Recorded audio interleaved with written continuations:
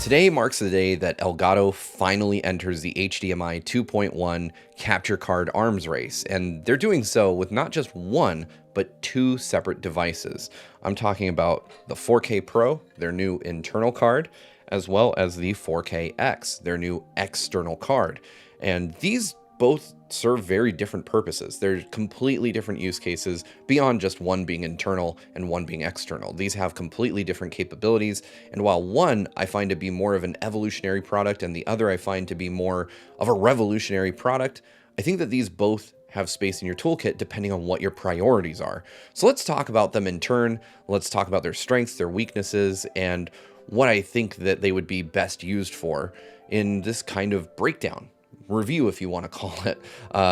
So let's talk about both of these cards first. I've had these for a couple of months. Elgato reached out to me to test these before the turn of the new year, and so I've just been using them. If you've seen me on GVG Cast or any of our podcast properties or any discussions, I've been using one of these two capture cards to record my face. So you've seen these products in use for the last couple of months. I've been using them in production this whole time to test for glitches, to test for breakdowns, to really put them to their limits. And I've used all of the capabilities that these cards offer. And I'm pleased to say that both of them have been remarkably stable, even though I used them when they were still in the prototype phase. But both cards are solid choices. Let's talk about them though. What makes them different? I mentioned previously, of course, they're not just internal or external cards. They actually have a whole different set of capabilities. And one thing that I kind of want to point to is if you've been looking at this and you're thinking, I've seen one of these on a shelf, it's because the 4K Pro looks remarkably similar to its predecessor, the 4K 60 Pro Mark II. They are, for all intents and purposes, the same card. So that isn't to say that Elgato has pulled one over on you and just rebadged something. There are different capabilities, but they are minor. So the 4K 60 Pro is the currently available 4K card from Elgato. It's an internal PCIe card, just like this one, and it can record up to 4K 60 FPS. It passes through 4K 60 FPS. Now, if you have an HDMI 2.1 display, that presents an issue because it means that when you've got a PS5 or a Series X hooked up to this, and then you're running it back out to a 2.1 display like this LG OLED behind me, you won't be able to use all the features of the PS5 or of the TV because it will think that you are limited to 4K 60. That's where 4K Pro comes in. 4K Pro, despite looking remarkably similar, actually enables all of those HDMI 2.1 pass-through features. So now, when you record, you'll still be recording at 4K 60 FPS. And for a lot of people, that's going to be okay. That's going to be all you need, all you want. I think that currently there's no plans on the horizon for YouTube, Twitch, or anybody to support anything more than 4K 60 FPS. I have a feeling that will be changing, probably in the near future, because we're going to have the PS5 Pro launching, the Switch 2, presumably a new Xbox model. So there may be need for even higher resolution displays. I don't think we're going to get an 8K PS5 Pro, but I do think we will see a lot more 4K 120 content, which may lead to YouTube having to support the format. So this will pass through everything that your PS5 can do without compromise. So you'll play your games as though they are connected directly to the display, but you'll still capture in that 4K 60, which is tone mapped. And if you don't know what that means that HDR content is tone mapped back down to SDR. And if you've ever captured something in HDR for an SDR video, it is a nightmare. So Elgato having that on board on the card is really helpful. And I find that Elgato's tone mapping algorithm is perfect. It matches the colors of the games perfectly. I've never had any issue playing in HDR and just capturing through my Elgato cards in the past. That is something that I've had issues with other cards before. But the 4K Pro is essentially just an internal PCI card that is limited to 4K 60, even if it can pass through 4K 120 and VRR and all of those other cool HDMI 2.1 features. So in that way, it matches the existing cards on the market. So it matches the feature set of AverMedia's two HDMI 2.1 cards. So if you want one that does onboard tone mapping, so you don't have to remember to toggle HDR on or off, and you really want this internal PCI form factor, then the 4K Pro is a solid choice. It's just an improvement on an already good card.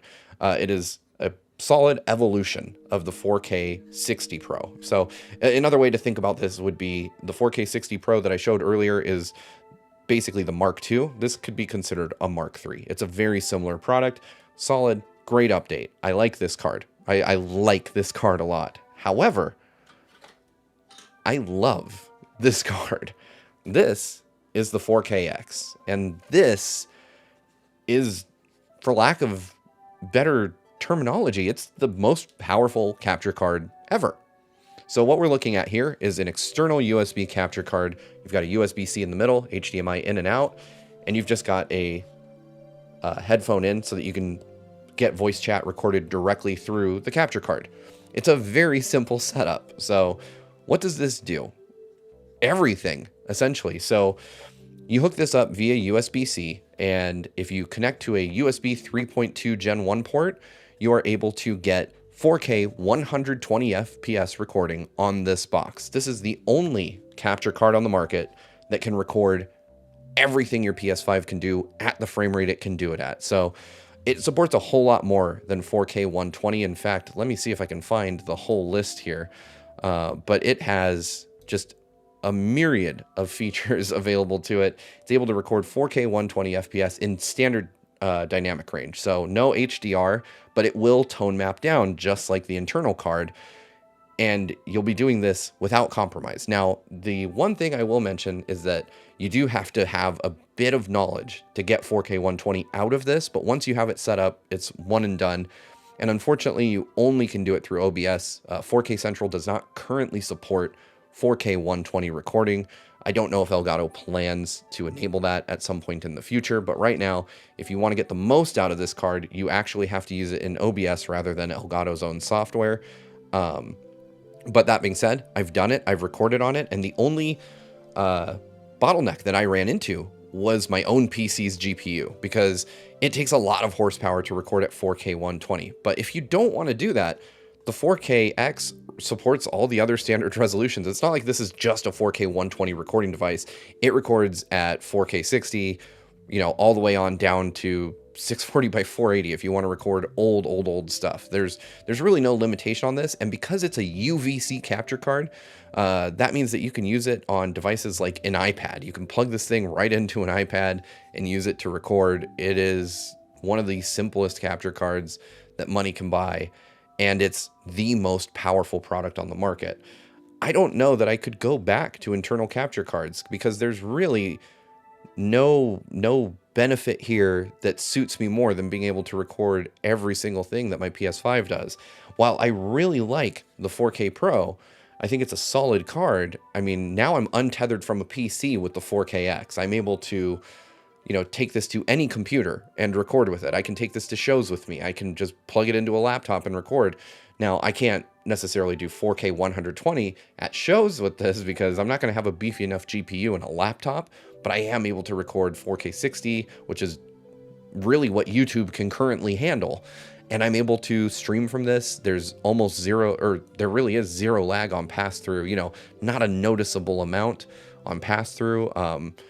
But it's just an extremely versatile, extremely light, easy to take from room to room. And if you pair it with the Elgato cable that they ship with it, it'll tell you whether you have those 3.2 speeds or not. You know, it says it right on the cable. So you would just need to plug it into the appropriate port on your computer. Most computers built in the last 3 or 4 years have this. But this is Elgato's duo of cards. And I have to say, for a first effort, these are incredible. You know, we have a solid internal card that just takes an already industry standard card and adds 2.1 pass-through. This is going to be a solid choice for most desktop users. If you want an internal card, this is the best one. If you want to go, you know, all the way out and get the best card money can buy, though, the 4KX is your bet. This is going to be the gold standard for years to come, until probably Elgato tops it with a different card of their own, because this is the only thing that's recording full HDMI 2.1. And I suspect that as PCI bandwidth, PCI 4 and 5 become more common, that we'll see a version of the internal card that catches up to the capabilities of this. But for now, this is the king of the heap. It's the best card you can get if you are looking to jump into 4K content creation. This is where you go. This is it. The 4KX is my top recommendation. I've been using it for 2 months now, and I don't see myself using anything else, because with this, I have to take a desktop room to room. I can just move this by itself. I have 2 different recording setups in my house right now, and I've been using this interchangeably between them. I just unplug it from one and move it to the next room. And at some point, I'll probably buy a second one and just have one in each room sitting there ready to go. Now, I will mention one last caveat. Because of the increased bandwidth on PCIe, this can be used in multiple apps, whereas this one can only be used in one at a time. But if you're recording gameplay, I don't know about you, but I typically just record one gameplay stream at a time. I don't stream my gameplay and then have another recording app open. Similarly, you know, with this, if I'm using this with multiple apps, it's because my camera's plugged into it and not because I'm actually having a game open in multiple windows. So do with that knowledge what you will. If you have any questions about the 4K Pro or the 4KX, leave them in a comment below. I will be making a short on how to get the best possible 4K 120 recording quality out of this. And if you want to buy these, we have them available at a link in the description. So check that out. Yeah, this is the best capture card you can get. I'm flabbergasted that it's a USB card. When Elgato offered these to me, I thought for sure that the internal card would be way better than the external card, but they really outdid themselves with the engineering here and put the most powerful capture card on earth in the smallest possible package. So yeah, 4KX, that's my recommendation. Thank you guys so much for watching. Let me know if you like hardware videos like these. I want to get more into doing this, and the new studio will be ready soon where I'll be recording more videos like this from, so no more clinically white background. But thank you all for watching, and I'll see you next time. Bye.